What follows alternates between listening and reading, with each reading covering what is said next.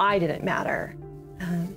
That it didn't matter that I was hurting, that it didn't matter that I was struggling. What mattered was the product, in a way. What mattered was the performance. Jessica Harris spent her childhood trying to live up to others' expectations, especially her parents. If I failed, if I didn't accomplish the goal or reach the standard, there was a lot of disappointment. So next time you need to try harder. This is unacceptable. At church, she got the same impression about God. I always felt like God just had these expectations for me, and that the Bible was a list of rules, and God was just a list of rules, and that is how you earned his love, and that is how you earned his favor. And if you mess up, you lose it. It's kind of how I loved people. How can I make you proud of me? How do I make God happy? How do I make my family happy? How do I make my dad happy? When Jessica was 7, her father walked out with no warning. I really felt like it was something that I had done. I had made him upset, I had disappointed him, and he doesn't love me. My family was kind of like, let's just move on, pretend that never happened. And then I'm just frustrated living up to all these expectations and feeling like I'm not good enough and wondering why I'm not good enough. Just a very, very bitter and angry child and teenager. Just kind of bottled it all in and just felt empty and like I didn't matter. It led to a very empty and kind of joyless life for me. At 13, while she was online doing research for school, an illicit video popped up. When she tried to close it, it took her to a porn website. She couldn't look away. I think I watched the video because it's a bit like watching a train wreck. As much as you might not want to watch it, at the same time, what happens next? What is this? I don't understand. So there's an intrigue part of it. Then something else piqued her curiosity. It was a chat room, and she signed in. I went in there thinking, oh, I'll just talk to these people and just see what this is all about. And it turned into men asking me to perform different things for them just via chat. And I began cybering, which is having chat room sexual relations with people. Then I have no clue what they're talking about, so I'd have to go and research what that was using search engines and things, and it just drew me further and further into the world of pornography. At first, it was the attention and adoration of those strangers that drew Jessica back again and again.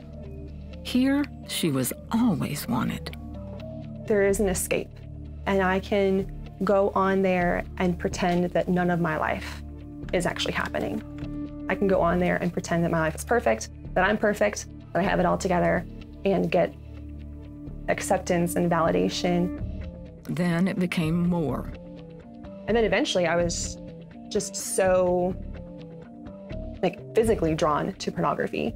Forget the chat rooms, I'll just watch pornography myself. It was kind of a release for me. By her senior year, she was spending up to 6 hours a day online, all the while still going to church and being the model student. Now it's taken over my life. Now it's threatening to ruin my grades. It's threatening to ruin my dreams. And I'm more ashamed of the fact that I let it get this far. Deep down, she knew she needed help, but to her, it wasn't an option.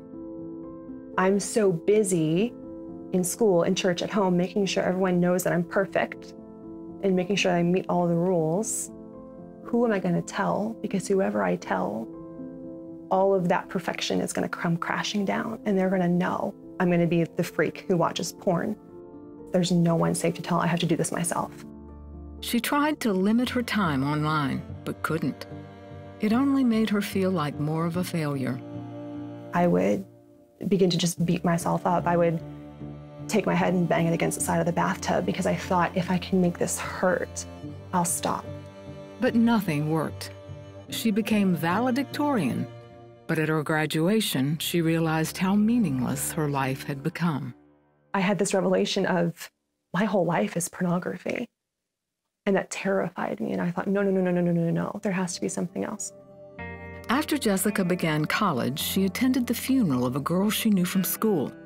She was moved by the eulogy that spoke of her friend's love for Christ. And I remember sitting there thinking, that's what I want. I have given everything to try to make people happy and to try to impress people. And I could feel that if I died, no one would care. And I thought, that's not what I want. Like, I want my life to matter. I want it to make a difference. And if all it takes is loving Jesus, I can do that. Afterwards, Jessica knelt at the altar and prayed. If you can make something out of this mess, you can do something with this. It's yours. Like, you can rewrite it from here. Still, she struggled with porn. Then at a college women's Bible study, Jessica and the others were encouraged to write down any sin they needed help overcoming. And it was like God said, listen, you've been waiting for a safe place to confess. And all you have to do is write in your name and that you struggle with pornography. So I wrote it out, and I remember thinking it was the biggest mistake in my life. Like, I walked away feeling so defeated because I had just torn down that wall of perfection. But it didn't end the way Jessica feared.